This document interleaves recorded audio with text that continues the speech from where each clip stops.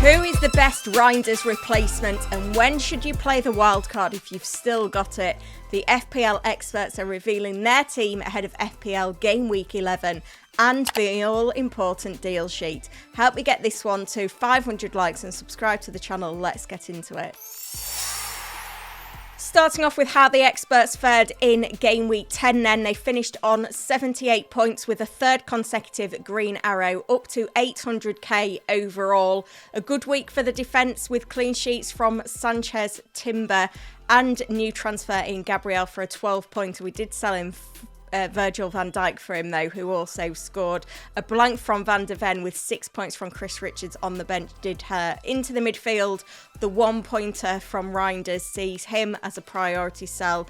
And Dye now yellow flagged, but a decent return from him. Blanks from Semenyo and Saka, and new transfer in Thiago, who came in for João Pedro, who of course scored. But Captain Haaland delivered, as did Mateta as well. But 13 points on the bench, where we've still got the bench boost chip available, is a bit of a stinker. That takes us to 25th in the Experts League, 617 points overall.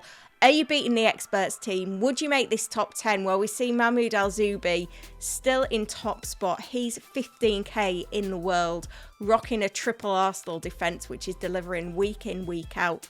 We also see FPL SWAT retain second place, played the wild card in Game Week 10, an 82-pointer that took him to 60k in the world. Some great progress there from him as well. So if you're making this top 10, you must be doing pretty well this season. Transfer plans then, there's just one free transfer available for this experts team this week. 2 million in the bank. The wild card still to play. With the flag for Ndai, I think Reinders becomes the priority transfer out. 74% voting to sell him, 13% opting to get rid of Anderson, 13% looking to roll the one free transfer. In terms of the replacements, this is a fairly close run contest. Ismaila Sarr getting 50% of the vote.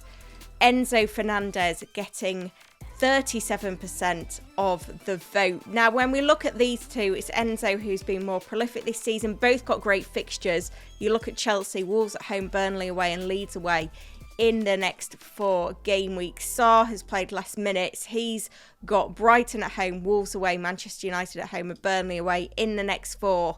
But I think just given a little bit more form, I think it is Sarr that's just edging out Enzo right now. But given that this team doesn't own any Chelsea attackers, that's something worth considering as well. This is how the team lines up then for Game Week 11. Sanchez retains his place between the sticks for Wolves at home over Dubravka with West Ham away. Then in the defence, Richards is progressed to the starting 11 for Brighton at home with Van de Ven dropping to the bench for Manchester United at home. We've also got that double Arsenal defence of Gabriel and Timber away at Sunderland. Into the midfield, and Ndai keeps his place despite being a doubt. Saka is in for Sunderland away, Semenyo for Aston Villa away, and new recruit Sarr in for Brighton at home. That completes a Palace triple up in attack because there's also Mateta in the forward line. We've got Thiago at home to Newcastle, and it's home comforts all round because we also see Haaland at home to Liverpool. Now, I did ask the experts whether they should play a chip this week. 13% did say bench boost. I think if Ndai was fully fit, if he wasn't a doubt, then it'd become more of a consideration because Dubravka and Estev with West Ham away, Anderson with Leeds at home, not bad fixtures at all. But, you know, a busy midweek of European action, the international break after this one does become a little bit unpredictable. 87% opting to captain Haaland, 13% opting for Saka. So Liverpool at home seems a difficult fixture on paper, but Haaland's form and Liverpool's lack of form means that it's an easy captain decision once again this week.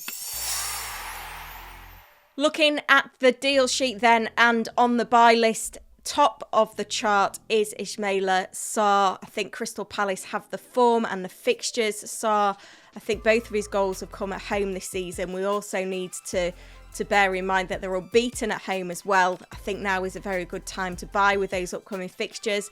Second on the list is Gabriel. He's the top scoring player in the game over the last 4 game weeks. He's simply been sensational. We've had a 13, a 9, a 12, a 9, a 12. You've got to have him. You've got to get him in. Even if you've got other Arsenal defenders, make room. And third on the list is Mateta, keeping with the theme of the Crystal Palace fixtures. He actually beats Erling Haaland for XG in the last 4 game weeks. He's ahead. He's joint top with Haaland for big chances as well. And the fixtures, you just know that he could explode. We saw him explode against Bournemouth with a hat-trick. He then scored against Brentford at home. You think more home goals against Brighton and Manchester United are coming.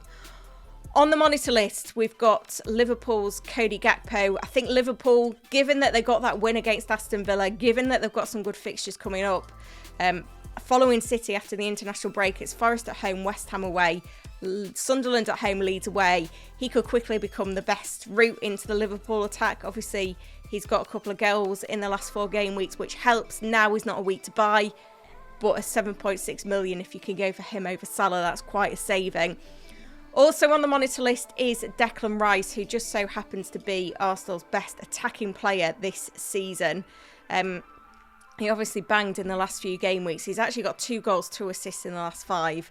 6 attacking returns so far this season. When you compare that with Saka with 2, knowing that Gyökeres is out with Sunderland away next, he is a player that's got to be on the radar, got that set-piece responsibility as well. But I think with the fixtures turning, it maybe isn't the time to buy, but he's got to be on the radar given his output recently.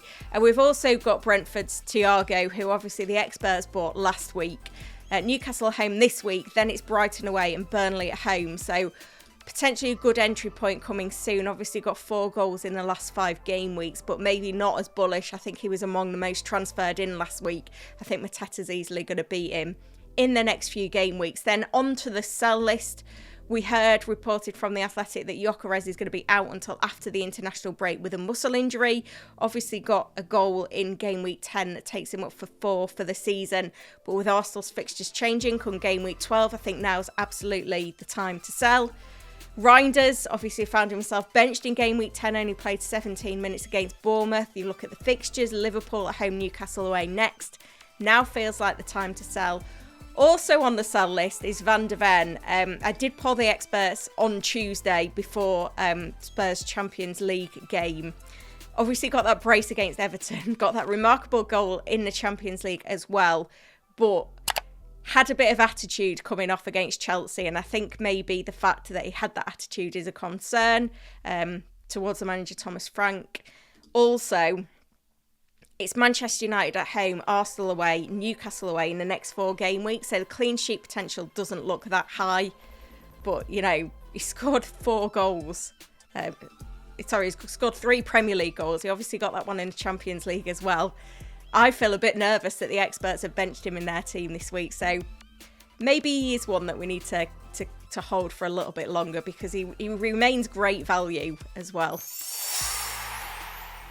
Let me know in the comments then whether you're challenging the experts and where you would be in the mini league right now.